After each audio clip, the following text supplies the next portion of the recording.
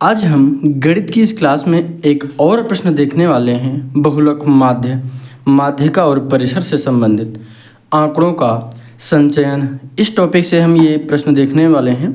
बहुत अच्छे से समझिएगा। कोई भी प्रश्न आपके सामने आता है जिसमें बहुलक ज्ञात करना हो या फिर माध्य ज्ञात करना हो, बिल्कुल आसानी से आप सीख जाएंगे।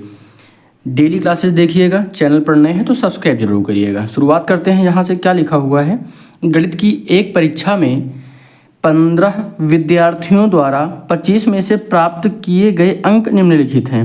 ठीक है, यहाँ पर टोटल कितने हैं? 15 विद्यार्थी हैं। इनको हम क्या कर लेते हैं, इसमें आंकड़ा एक दिया गया है, इन आंकड़ों के बहुलक और माध्य ज्ञात कीजिए, क्या ये समान है? तो हमको करना क्या है, इस प्रश्न में बहुलक ज्ञात करना है और माध्य ज्ञात करना है। बहुलक और माध्य हम ज्ञात कर लेते हैं। उसके बाद हम ये बताते हैं कि क्या ये एक ही होते हैं, यानी बहुलक और जो माध्य है ये समान है तो ठीक है, नहीं है तो फिर वो भी बताते हैं। चलिए हल करना शुरू करते हैं। अगर आप चैनल पर नए हैं तो सब्सक्राइब जरूर करिएगा। सबसे पहले हम क्या करेंगे, इसमें सबसे पहले हम इसे लिखेंगे, इसको आरोही क्रम में, बहुविकल्पीय रूप में नहीं लिखेंगे। तो यहाँ पर हम लिख लेते हैं इसको, कोई दिक्कत नहीं है। सबसे छोटा अंक क्या है? 9। 9 से छोटा तो कुछ है? हाँ 5 है। 5 से छोटा तो कुछ है नहीं, तो यहाँ पे 5 सबसे पहले हमारा हो जाएगा। 5 कामा हो जाएगा। 5 के बाद क्या है, तो यहाँ पर हम 5 को हटा देंगे। उसके बाद हो गया 5 के बाद 7 8 नहीं है, 9 है डायरेक्ट, फिर हो गया 9। आगे देखते हैं, 9 के बाद 10 है, 10 10 10 10, हाँ ठीक है। कितना है? 10 है। फिर कितना है? तो 12 है। ठीक है, 12 कहाँ गया? ये है 12 है। 13 है कहीं? 13 नहीं है। 14 नहीं है। 15 है, क्या है? 15 है। फिर 16 है। 17 है कहीं?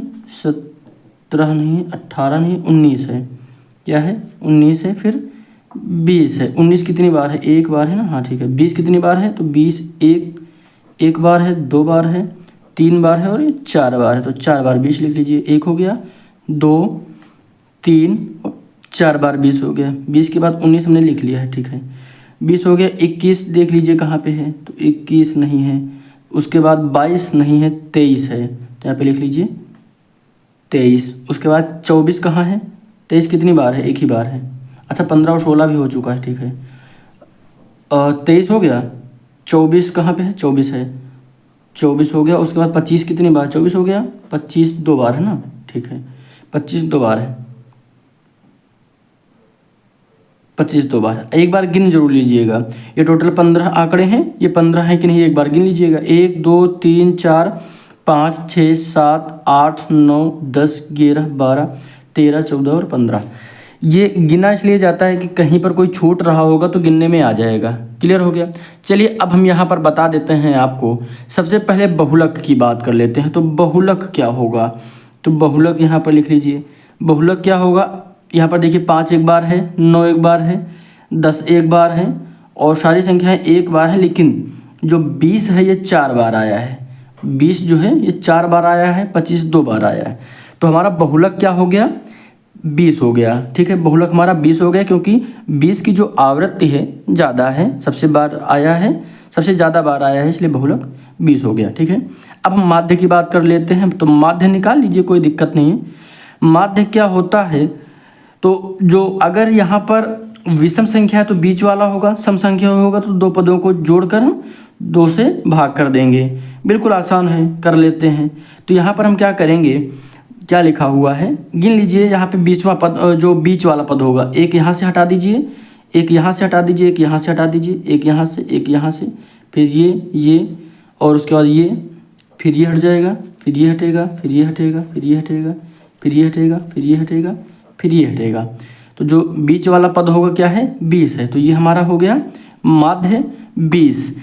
अगर यहाँ पर सम होता, संख्याएं सम होती तो 2 संख्याओं को जोड़कर हम 2 से भाग कर देते, जो भी आता वो हमारा माध्य होता।